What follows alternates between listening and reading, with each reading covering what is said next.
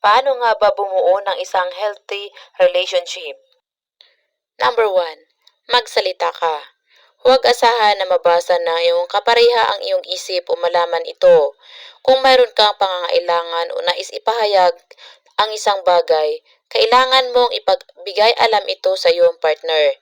Hindi makaturungan sa iyo o sa iyong kapareha kapag hindi mo ipinabatid ang iyong mga pangangailangan. Gayon din, huwag itago ang mga bagay na nakakaabala sa iyo. Kung may nakakabagabag sa iyo, sabihin ang bagay na ito sa iyong mahal sa buhay. Kung hindi mo alam kung paano simulan ang isang pag-uusap, sabihin mo, may isang bagay sa aking isip at importante sa akin na makinig ka.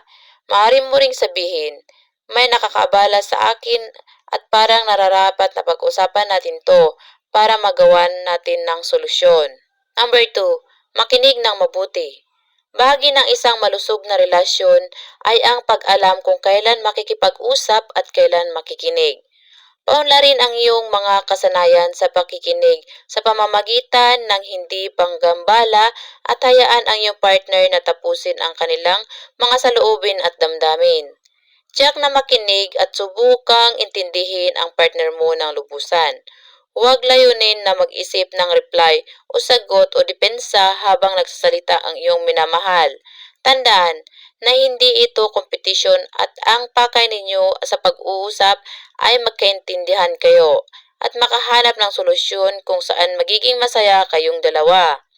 Gumamit ng active listening at i-confirm mo na naintindihan mo ang damdamin ng iyong partner. Sabihin, tama ba ang pag-intindi ko? Nagagalit ka na hindi ko sinabi sa iyo kung anong oras ako uwi sa bahay. At nais mong sabihin ko ito sa iyo kanina dahil nag-aalala ka. So kung sa susunod magsasabi ako sa iyo kung anong oras ako makakauwi, hindi ka na mag-aalala at hindi na tayo mag-aaway? Number 3, mag-set ng healthy boundaries. Ang mga hangganan o boundaries ay hindi inalaan upang makaramdam ka ng pagkakakulong.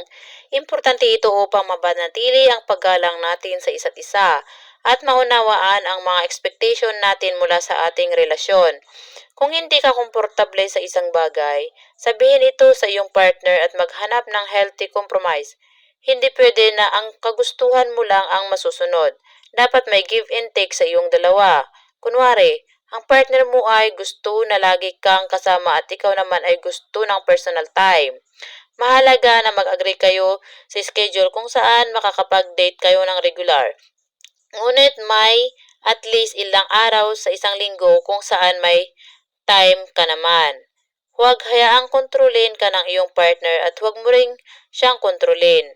Ang pagtatakda ng mga hangganan ay nangangahulugang nirespeto ninyo ang isa't isa at paghahanap ng mga kompromiso upang maging maayos ang inyong relasyon. Number 4, maging supportive. May mga bagay na gustong gawin ang partner mo na posibleng hindi ka sangayon.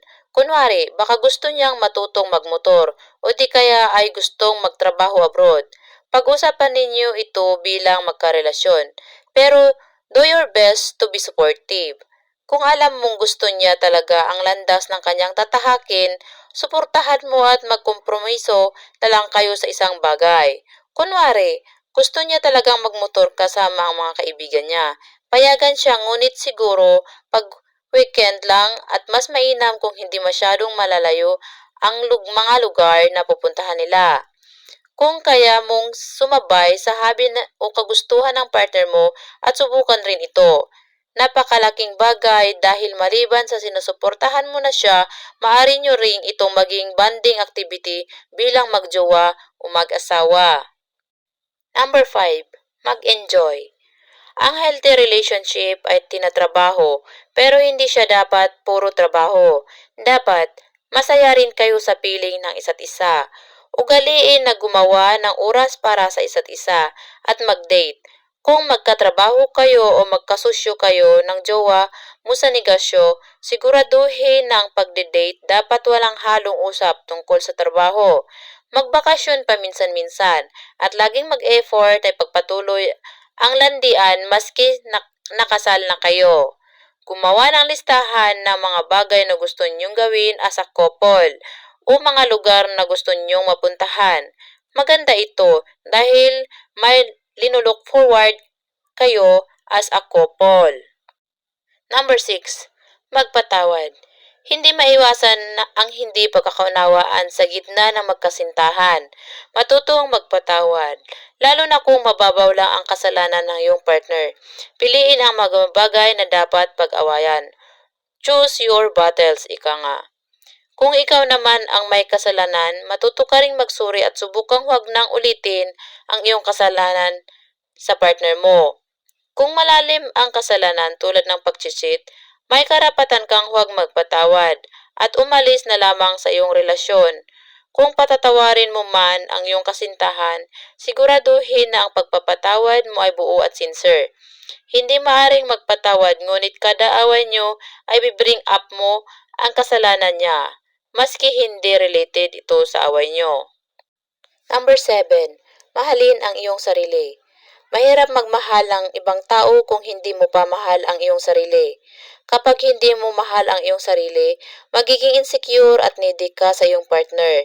Kapag hindi mo mahal ang iyong sarili, i-expect mo na ang partner mo ang magpo-provide sa iyo ng lahat ng pangangailangan mo at nasa responsibilidad niya ang kasiyahan mo. Hindi ito healthy at malaki ang responsibilidad na masasakal mo ang partner mo o mapapagod siya sa relationship ninyo dahil sa toxic. Kung may insecurities ka tungkol sa iyong sarili, trabahuin mo para mag-improve ito. Kunwari, hindi ka nagagandahan sa sarili mo dahil tumataba ka na.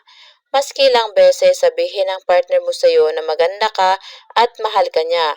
Posibleng hindi ka mananiniwala dahil ikaw mismo ay hindi nagagandahan sa sarili mo. Walang kinalaman ang pagmamahal mo sa iyong sarili at sa pagmamahal na binibigay sa iyo ng partner mo. Kung napansin mong bumababa ang self-esteem mo dahil lagi kang kinukutya ng partner mo o tinutokso, kausapin siya at sabihin mong hindi ito maganda. Kung mahal ka ng partner mo, titigil siya sa panunokso o pagkukutya sa iyo. Kung hindi ka niya tigilan maski anong pakiusap mo, posibleng nasa toxic relationship ka at dapat mo na siyang iwan. Tandaan, ang tamang lalaki o babae para sa iyo ay dapat nakakatulong at nakakadagdag sa buhay mo. Ang tamang tao para sa iyo ay hindi kabibigyan ng low self-esteem.